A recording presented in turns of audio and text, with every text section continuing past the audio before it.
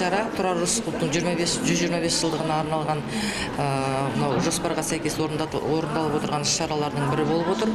Бұл іс-шараға Шымкент қаласы бойынша кәсіптік білім беру колледждер менен мектеп оқушылары арасында 9-11 сынып оқушылары арасында ұйымдастырылып отыр.